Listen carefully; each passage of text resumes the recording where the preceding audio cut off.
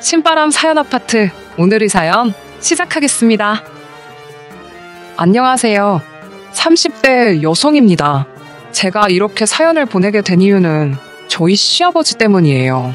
시어머니도 아니고 신우도 아닌 시아버지 때문에 제가 이혼을 결심하게 될 줄은 상상도 못했어요.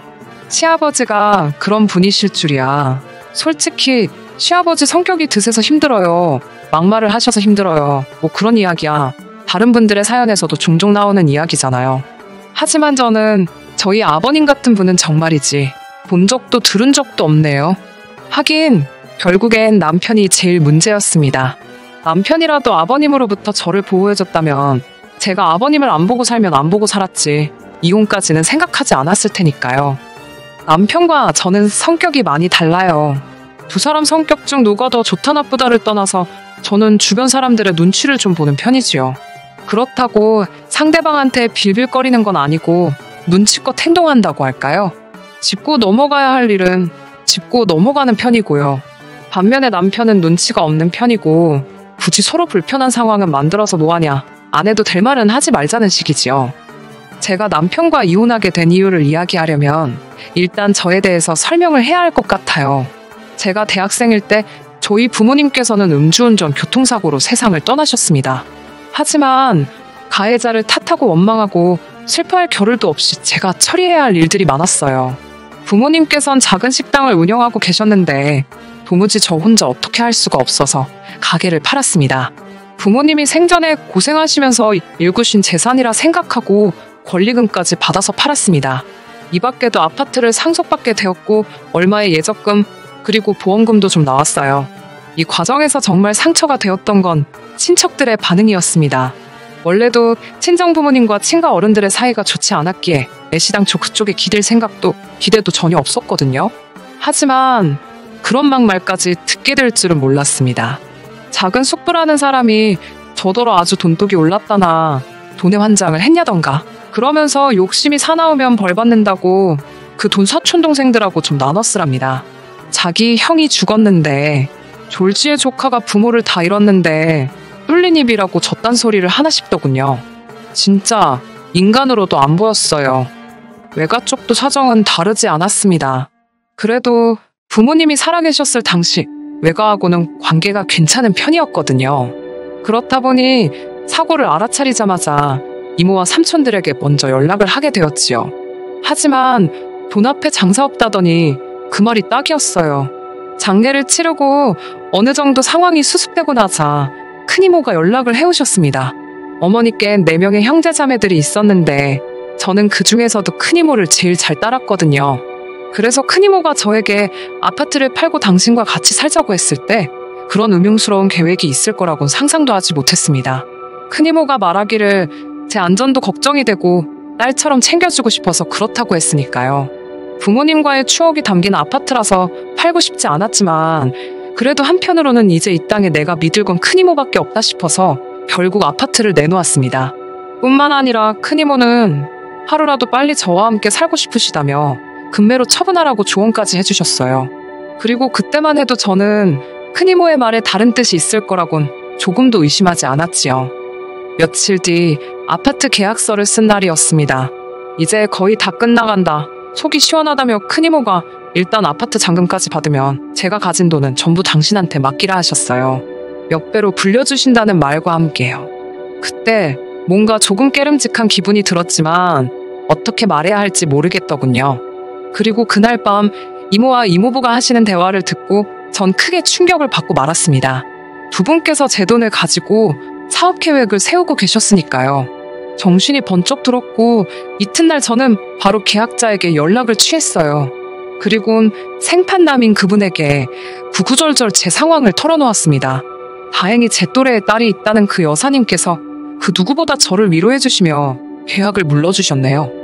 시간이 흘러 원래대로면 잔금을 받았어야 하는 날이었습니다. 이른 아침부터 몇 시에 부동산에 가냐며 같이 가자고 연락을 해온 큰이모에게 곰곰이 생각해봤는데 역시나 아파트는 안 팔고 싶다고 그리고 돈 관리도 제가 알아서 하겠다고 말씀드렸습니다. 그러자 큰이모는 처음엔 저를 어르고 달래시는 듯 하더니 결국 얼마 가지 않아 화를 내시며 속내를 드러내셨습니다. 너 크는 동안 내가 너한테 얼마나 잘해줬는데 하늘에 있는 네 엄마가 너 욕심 사납다고 욕할 거라면서 별의별 소리를 다 하시더라고요. 그 이후로는 정말이지 아무도 믿을 수 없게 되었습니다. 이후로 기댈 수 있는 가족 하나 없이 10년을 혼자 살았습니다. 그러다 우연히 남편을 소개받게 되었지요. 제 모든 상황을 알면서도 남편은 개의치 않는 눈치였어요.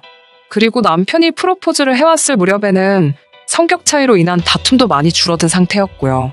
그래서 결혼을 결심했지요.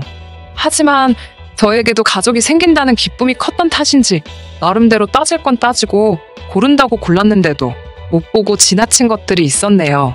결국 이렇게 이혼을 하게 된 걸 보면 제가 헛똑똑이었나 봐요. 아무래도 친정이 없다 보니 상견례는 따로 하지 않았습니다. 상견례에 나서주실 어른들이 없다는 걸 시부모님께서 이해해 주셨어요.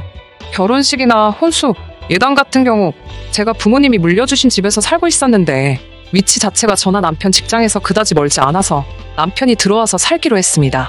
혼수를 해봤자 이미 집에 기본적인 가구 과자는 다 갖춰져 있었기에 남편이 크게 돈 쓸 게 없었어요. 하지만 예단은 생략하기가 어려웠습니다. 주변 지인들이 그래도 네가 해가는 게 많은데 무슨 예단까지 해가냐고 한마디씩 하긴 해줬지만 당시만 해도 솔직히 저 말이지요. 시부모님과 정말 잘 지내고 싶었습니다. 저희 부모님이다 생각하고 잘해드리고 싶었고 정말 딸 같은 며느리가 되고 싶었습니다. 잘 보여서 예쁨 많이 받고 사랑도 많이 받고 싶었네요. 그래서 예단으로 두 분께 명품 시계 해드렸습니다. 이후로도 이틀에 한 번씩 전화드리고 옷 사드리고 한 달에 30만 원씩 용돈 드리고 명절과 아버님 생신 때 또 따로 50만 원씩 챙겨드렸어요. 제 딴에는 정말 최선을 다했습니다. 하지만 시부모님을 만족시켜드리는 건 제가 생각한 것보다 훨씬 힘들고 서러웠습니다. 그간 제가 겪은 일들을 하나하나 열거하자면 3일 밤을 꼬박 지새도 모자랄 판이지요. 그러니 이혼을 결심하게 된 결정적인 사건만 털어놓겠습니다. 솔직히 식을 올린 이후로 어머님 아버님을 직접 겪어본 결과 다른 분들과 크게 다를 것도 없다는 건 알아차렸습니다. 그래서인지 딸 같은 며느리가 되겠다는 제 다짐이랄까요? 그 마음가짐도 조금씩 사라져가고 있었지요. 그러다 식을 올린 지 6개월 만에 정말 어처구니 없고 실망스러운 사실을 알게 되었습니다. 그전부터 항상 의아했던 것이 아버님께서는 평생을 택시 운전사로 돈을 버셨다 들었거든요. 그러나 단 한 번도 아버님이 운전하시는 모습을 보질 못했습니다. 차가 없으신 것도 아니었어요. 그래서 언젠가 아버님께 아버님은 운전하시는 걸 안 좋아하시나 보다고 운을 띄웠습니다. 그러자 아버님께선 멍청한 놈들 때문에 발이 묶였다며 갑자기 짜증을 내셨습니다. 솔직히 그땐 그 말뜻을 정확히 이해하지 못했는데 저희 아버님 성격이 워낙에 불같으셔서 또 묻기도 그렇고 그냥 그러려니 했네요. 사건이 벌어졌던 날은 아버님 생신이라서 시댁에서 점심을 다 같이 먹었습니다. 어머님께서 며느리 솜씨 좀 보자고 하셔서 얼결에 제가 준비하게 되었어요. 사실 남편 말로는 생신에는 항상 외식을 했다고 해서 올해도 당연히 외식을 할 줄 알았거든요. 아무튼 어머님께선 미역국을 비롯한 몇 가지 음식 목록을 정해주셨어요. 그리고는 추가로 아버님께서 갈비찜을 좋아하시니 며칠 두고 먹게 양 좀 넉넉히 그리고 꼭 칸으로 준비하라셨습니다. 물론 상차림에 들어간 비용은 전부 저희 생활비로 부담해야 했고요. 그래서 생신 선물로는 요새 유행한다는 용돈 박스에 10,000원짜리로 50만 원만 채워 넣었습니다. 하지만 유감스럽게도 50만 원도 제 딴에는 쓴다고 쓴 건데 좋은 소리는 못 들었네요. 아버님께선 이게 다 5만 원짜리였으면 얼마나 좋았겠냐며 오히려 핀잔을 주셨거든요. 아버님은 생신상에 들어간 제 노력과 시간 그리고 비용은 안중에도 없으신 눈치였습니다. 순간 파스가 덕지덕지 붙은 제 손목을 보니 눈물이 왈칵 쏟아지더라고요. 그러자 아버님께선 저더러 갑자기 왜 재수없게 남의 생일상 앞에서 울고 난리냐며 밥맛 떨어진답니다. 그러더니 앞에 놓인 생신상을 냅다 발로 차시고는 술이나 드시러 가셔야겠다며 자리를 일어나셨어요. 화장실로 향하시던 아버님께서 남편에게 가서 차 시동 걸라고 그러시는 게 들렸습니다. 하지만 이미 남편이나 아버님이나 식사를 하는 동안 막걸리와 소주를 꽤나 마신 상태였기에 둘 중 누구도 운전을 하면 안 되는 상황이었지요. 저는 남편에게 운전을 지금 어떻게 하냐고 안 된다고 막았습니다. 아버님께도 저 때문에 그러신 거면 저는 근처 카페라도 가 있을 테니 집에서 드시라고 말씀드렸지요. 그러자 아버님께선 진짜 저 때문에 술맛 떨어진다며 어떻게 시애비 비위도 하나 못 맞추냐입니다. 며느리가 좀 아버님하고 달라붙고 아양도 떨고 그래야 되는데 진짜 별로랍니다. 그러더니 남편더러 빨리 가서 시동안 걸고 뭐하냐고 소리를 빽 지르시더라고요. 남편도 안 되겠다 싶었는지 주섬주섬 옷을 챙겨 입고는 현관을 나서는 거예요. 아버님의 막말도 그렇고 하란다고 하는 남편도 바보 같아서 우라가 치밀더라고요. 결국 제가 안 된다고 뛰어나가 그 둘을 가로막았습니다. 아버님, 지금 제 남편 음주운전 시키시려는 거냐고, 제정신이시냐고 소리를 질렀어요. 남편한테도 미쳤냐고 하란다고 하냐고 악을 썼고요. 그리고는 아버님께 그렇게 하셔야겠음 직접 운전해서 가시든지 마시든지 하시라 했네요. 아버님께선 저를 무섭게 노려보시곤 차에 올라타시려 했고 그 순간 남편이 아버지 지금 운전하시면 안 된다고 소리를 치더라고요. 그리고는 어머님더러 빨리 아버지 좀 잡으시라고 소리를 질렀어요. 그런 남편의 모습은 처음이었기에 정말 깜짝 놀랐지요. 어머님께서도 당신 지금 운전하면 잡혀간다며 아버님을 붙잡고 늘어지셨습니다. 아버님께서는 어머님에게 쌍욕을 하시면서 이거 놓으라고 당신 마음대로 술도 못 먹으러 가냐면서 아주 난리도 아니었지요. 그러자 남편도 아버지 지금 무면허나 마찬가지시라고 이번에도 하시면 진짜 큰일 난다고. 결국 한바탕 소동이 있고 나서야 아버님은 누구한테 하시는 건지도 알 수 없는 욕지거리를 내뱉으시며 집 안으로 들어가셨습니다. 저와 남편도 진땀을 뺐고 대리운전을 불러서 집에 오게 되었지요. 집에 도착하자마자 남편에게 아까 했던 이야기가 다 뭐냐고 물었습니다. 아버님께서 왜 지금 운전을 하시면 안 되냐고, 무면허라니 그게 무슨 이야기였냐고 물었어요. 남편은 귀찮다는 듯이 음주운전 2번 하다 걸렸다고 대꾸를 하다가 아차 싶었는지 입을 다물더라고요. 그럴만도 했지요. 남편은 저희 부모님이 왜 돌아가셨는지도 잘 알고 있었고 그래서 제가 음주운전하는 사람은 인간 취급도 안 한다는 것도 너무 잘 알고 있었으니까요. 저는 어이가 없어서 왜 그 이야기를 이제 하냐고, 결혼 전에 왜 안 했냐고 물었습니다. 그러자 남편은 제가 이렇게 나올 거 뻔히 아는데 못하러 하냐입니다. 모르는 게 약이라면서 네가 나랑 살지 우리 아버지랑 살 건 아니었잖아 라고 덧붙이는 남편을 보고 있자니 열이 뻗치더라고요. 그렇지만 그때만 해도 진짜 아버님 상종 못하겠다 생각했지 남편이 날 속였으니 이혼해야겠다 그런 생각은 하지 않았습니다. 하지만 이튿날 일요일 아침이었습니다. 전날에 그 난리부르스 아버님의 충격적인 과거 덕분에 새벽까지 잠을 못 이루고 설치다가 새벽 4시가 되어서야 간신히 눈을 붙였거든요. 그런데 아침 7시부터 전화벨이 울리더군요. 어머님이셨습니다. 간밤에 무슨 일이라도 있으셨던 건가 싶어 놀란 가슴으로 전화를 받았지요. 그러자 어머님께선 아버님이 저와 남편을 찾으신다며 지금 당장 시댁으로 오라고 하셨습니다. 문득 어제 있었던 일이 머릿속을 스치면서 짜증이 스멀스멀 올라오더라고요. 게다가 아버님 생각까지 하니 가서 표정 관리나 할 수 있을지 자신이 없었지요. 하지만 어쨌든 그때만 해도 앞으로 안 보고 살겠다까지는 아니었으니까 일단은 남편과 함께 시댁으로 향했습니다. 시댁에 도착하니 아버님께서 저와 남편에게 할 이야기가 있으시다 했습니다. 어제보단 멀쩡해지셨길래 솔직히 사과라도 하려고 하시나 하다못해 어제 일에 대해 나름대로 변명이라도 하시려나 싶었어요. 하지만 그런 제 기대는 얼마 가지 않아 산산조각이 났습니다. 아버님께선 남편더런 당신 옆에 앉으라고 하시더니 저를 향해 설교를 시작하셨습니다. 부모도 없는 저를 당신 며느리로 삼겠다 했을 때는 당신도 어느 정도 접고 들어간 부분이 있었답니다. 그래도 좋은 대학 나와 회사 다닌다고 하길래 말귀는 잘 알아듣고 싹싹한 줄 알았다나요. 그런데 요새 하는 걸 보면 영 당신 마음에 차지 않으신다며 이렇게 빡대가리인지 몰랐답니다. 전에는 이 집에서 당신 말 토다는 인간이 없었는데 여자 하나를 잘못 들여서 자기가 별꼴을 다 본다고요. 아버님의 막말에 결국 제가 폭발을 했고 저는 아버님께 처음으로 대들었습니다. 저야말로 아버님 성격이 우악스럽고 개떡 같은 건 알고 있었지만 범죄자인 줄은 몰랐다고요.